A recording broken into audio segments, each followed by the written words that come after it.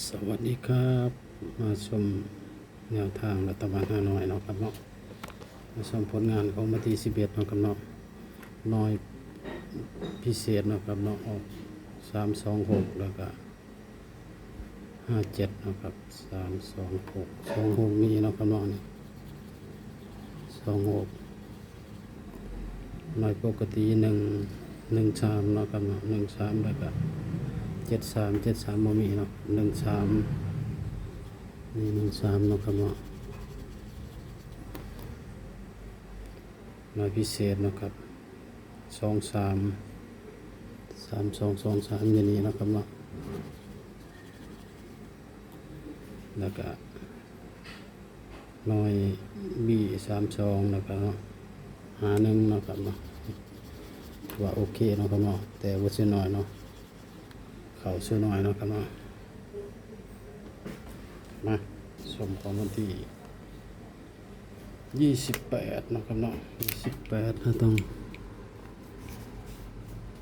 28นะครับเดี๋ยวจังขยับมาเนาะ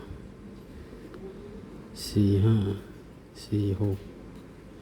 47 48เนาะครับเนาะ49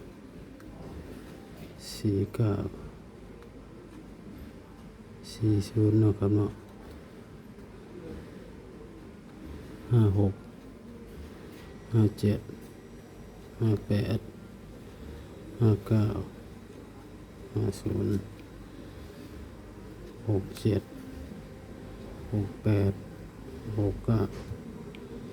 60 78 79 70 89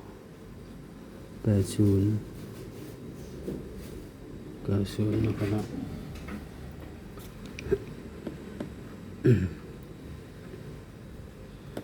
00 67เนาะก็6456เนาะนะครับ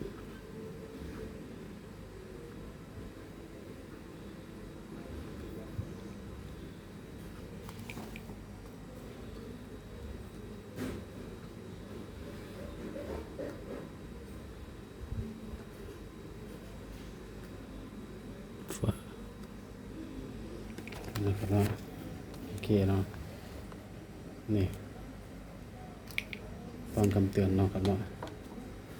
คำเตือนสูตรเป็นแค่เพียงแนวทางบ่ได้สนับสนุนเล่นการพนันเนาะครับเนาะทางช่องเป็นเพียงสื่อกลางแนวทางเนาะครับเนาะ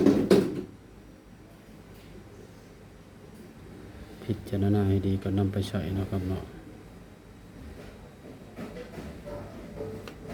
สูตรที่เขาไม่ลดเนาะครับเนาะพิจารณาให้ดีเด้อก็นำไปใส่เนาะครับเนาะฝากส่งคลิปไม่จบแน่เนาะครับเนาะพอได้สะสมสมุงเนาะครับเนาะขอบคุณเพื่อนๆทุกคนเนาะครับเนาะที่ชมคลิปจบเนาะครับเนาะ